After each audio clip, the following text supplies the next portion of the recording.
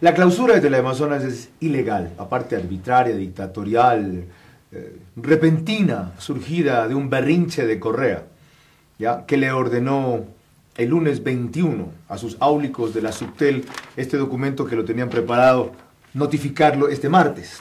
Tan a la carrera que Luis Holguín, y qué pena que un ciudadano así, cónyuge de una señora que contribuyó a las aerolíneas del turismo mucho en Guayaquil, se preste para ese papel de amanuense o tinterillo, cuando Luis Holguín la llevó sin fecha.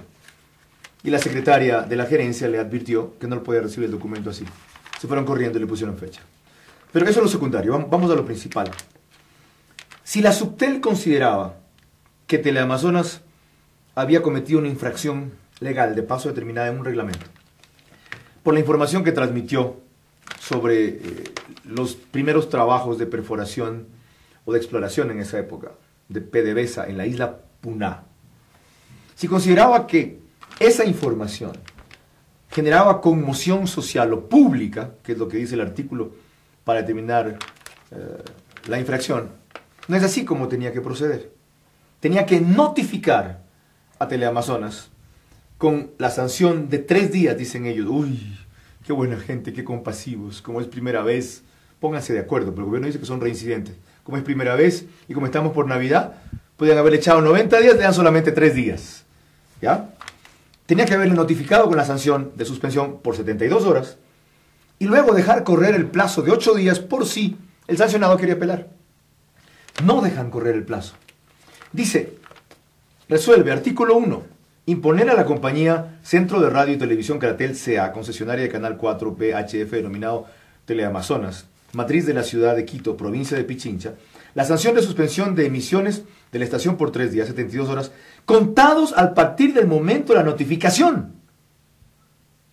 Contados a partir del momento de la notificación. Repito, contados a partir del momento de la notificación. Esto es ilegal, porque impide el debido proceso, que es dar paso a la apelación, para lo cual habían 8 días, usualmente hasta 3. Era posible que tras esa apelación nuevamente, que tenía que ir a lo que antes era el CONARTEL y ahora es CONATEL, la sanción se fuese a reiterar, pero había 8 días más.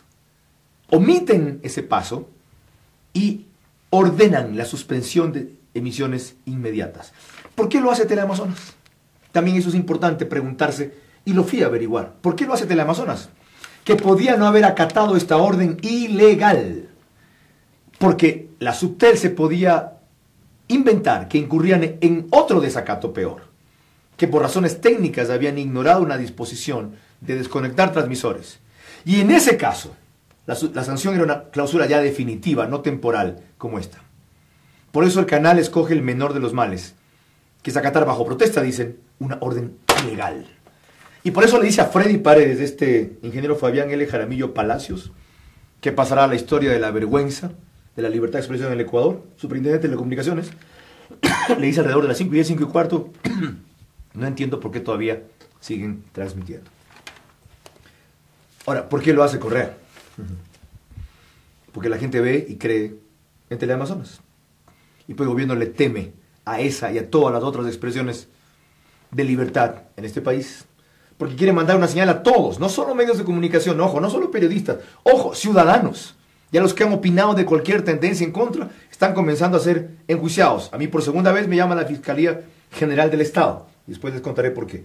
Ahorita no voy a hablar de mi caso ni a quejarme de mi caso. Ciudadanos. ¿Y por qué es la urgencia de callar a la gente? Porque cada vez es más evidente su fracaso. Porque no nos dan seguridad. Porque cada vez hay más desempleo, creció en 2% el año pasado.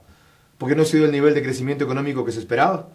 Porque la inflación ha sido incontrolable a pesar de los indicadores oficiales.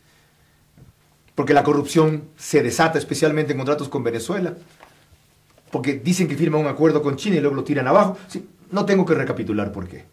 Se les viene el andamiaje social entero abajo. Y la única forma de ocultarlo es callando a la gente. Por último, la Constitución dice que no se puede sancionar sino por ley.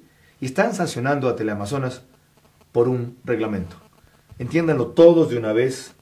Con ellos comienzan, por los demás terminan. Entiendan por fin cuando crean que esto era personal. Me fui yo y siguen contra los demás. No es personal.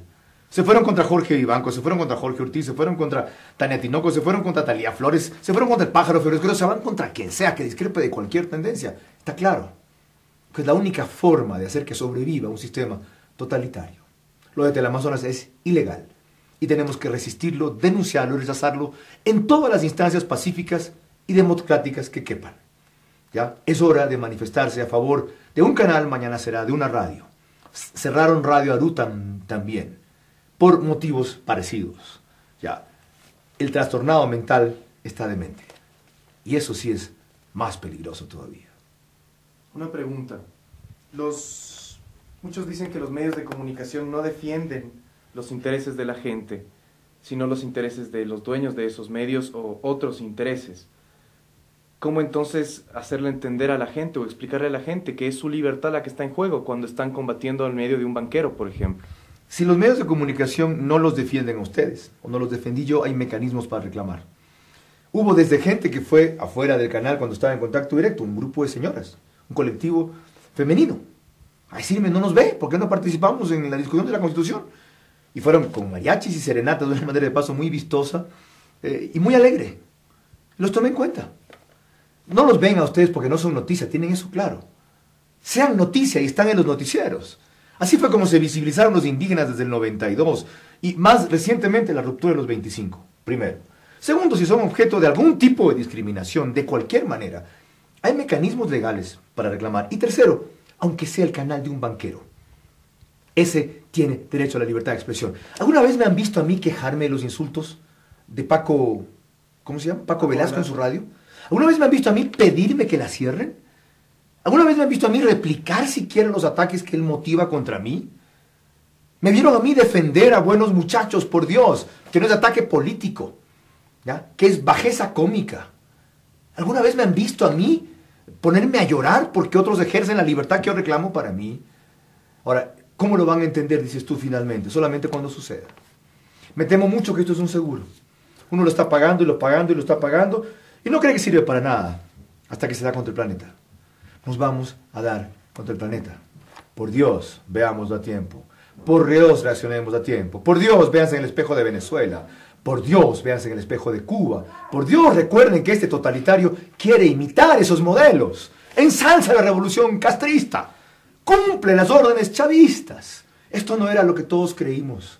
Por Dios, entiéndanlo bien. Y a quienes no lo entiendan, también los voy a respetar, sin duda. ¿Representan entonces los medios del gobierno a los ciudadanos que votaron por Rafael Correa, por ejemplo? Yo no he visto los medios del gobierno y no puedo opinar por ellos. He leído a muy pocos articulistas del Telégrafo y algunos me parecen excepcionales, aunque me ataquen a mí, como Mauro Servino, como Hernán Reyes, como Carol Murillo, entre los que más atiendo.